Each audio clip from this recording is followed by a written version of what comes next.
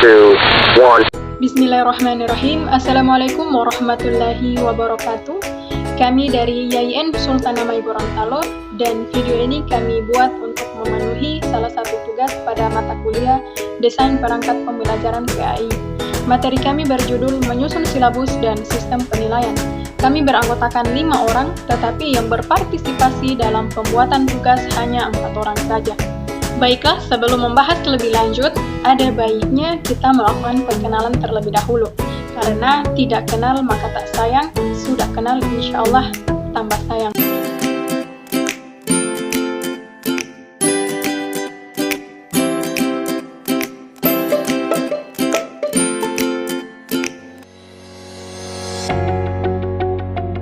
Pengertian silabus. Silabus adalah rencana pembelajaran pada suatu dan atau kelompok mata pelajaran atau tema tertentu yang mencakup SK, KD, materi pembelajaran, kegiatan pembelajaran, indikator pencapaian kompetensi, penilaian, alokasi waktu, dan sumber belajar.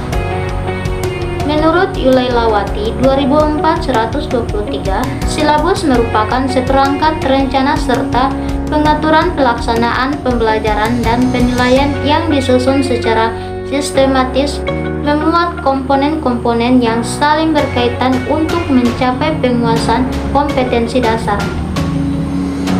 Kurikulum 2004, kurikulum berbasis kompetensi menyebutkan bahwa silabus adalah seperangkat rencana dan pengaturan tentang kegiatan pembelajaran, pengolahan kelas, dan penilaian hasil belajar. Proses penyusunan silabus yang pertama ada perencanaan.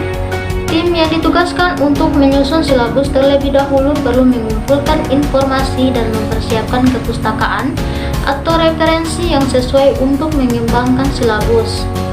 Pencarian informasi dapat dilakukan dengan memanfaatkan perangkat teknologi dan informasi seperti multimedia dan internet. Kedua, pelaksanaan. Dalam melaksanakan penyusunan silabus, penyusun silabus perlu memahami semua perangkat yang berhubungan dengan penyusunan silabus, seperti standar isi yang berhubungan dengan mata pelajaran yang bersangkutan dan kurikulum tingkat satuan pendidikan. Ketiga, perbaikan.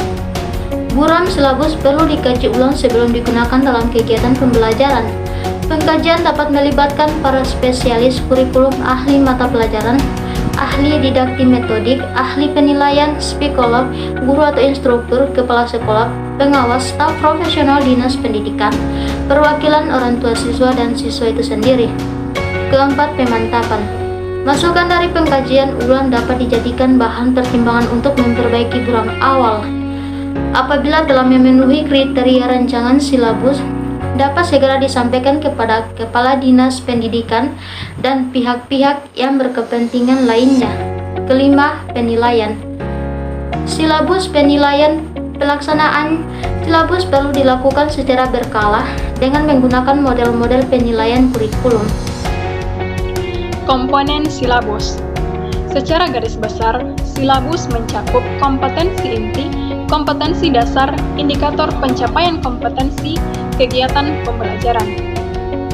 Kompetensi inti adalah tingkat kemampuan untuk mencapai standar kompetensi lulusan yang harus dimiliki peserta didik pada setiap tingkat kelas atau program yang menjadi landasan pengembangan kompetensi dasar. Kompetensi dasar atau KD adalah kemampuan untuk mencapai kompetensi inti yang harus diperoleh peserta didik melalui pembelajaran. Selanjutnya adalah indikator pencapaian kompetensi, merupakan ukuran, karakteristik, ciri-ciri, proses yang menggambarkan ketercapaian suatu kompetensi dasar. Dan yang terakhir adalah kegiatan pembelajaran. Dalam mengembangkan silabus dapat dilakukan dengan melalui pendekatan saintifik. Pengembang silabus. Pengembangan silabus dalam Depdiknas 2006 dapat dilakukan oleh para guru secara mandiri atau berkelompok dalam sebuah sekolah atau beberapa sekolah, kelompok musyawarah guru mata pelajaran atau MGMP pada pusat kegiatan guru atau PKG dan dinas pendidikan.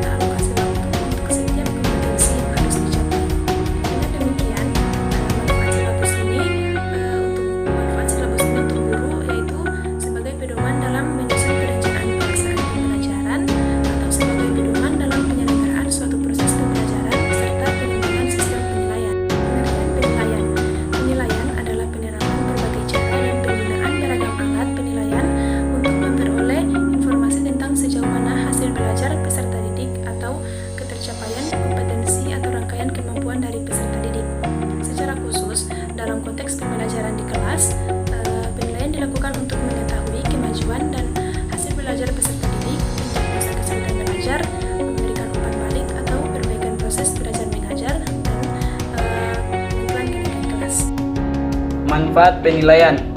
Yang pertama yaitu memberikan umpan balik bagi peserta didik agar mengetahui kekuatan dan kelemahannya dalam proses pencapaian kompetensi. Yang kedua, untuk mengetahui kemajuan dan mendiagnosis kesulitan belajar yang dialami peserta didik sehingga dapat dilakukan pengayaan dan remedial. Kemudian yang ketiga, untuk umpan balik bagi guru dalam memperbaiki metode pendekatan, kegiatan, dan sumber belajar yang digunakan. Yang keempat, untuk masukan bagi guru guna merancang kegiatan belajar. Dan yang kelima, memberikan informasi kepada orang tua dan komite sekolah. Alat-alat penilaian. Alat penilaian dapat berupa tes maupun non-tes.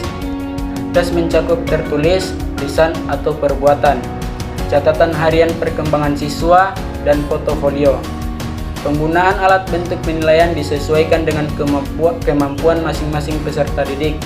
Tes ini ada yang diberikan secara lisan, menuntut jawaban secara lisan, ada tes tulisan, menuntut jawaban secara tertulis, dan ada tes tindakan, menuntut jawaban dalam bentuk perbuatan. Silabus adalah rencana pembelajaran pada suatu dan atau kelompok mata pelajaran atau tema tertentu yang mencakup SKKD mata pembelajaran, kegiatan pembelajaran, indikator pencapaian kompetensi, penilaian, alokasi waktu, dan sumber belajar.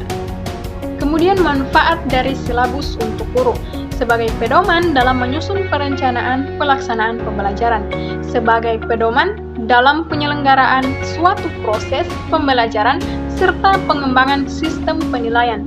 Terima kasih. Cukup sekian dan itulah video presentasi dari kami. Kami dari kelompok 5 mengucapkan terima kasih dan insya Allah video ini bisa membawa manfaat untuk kita semua. Sekali lagi terima kasih dan Assalamualaikum warahmatullahi wabarakatuh.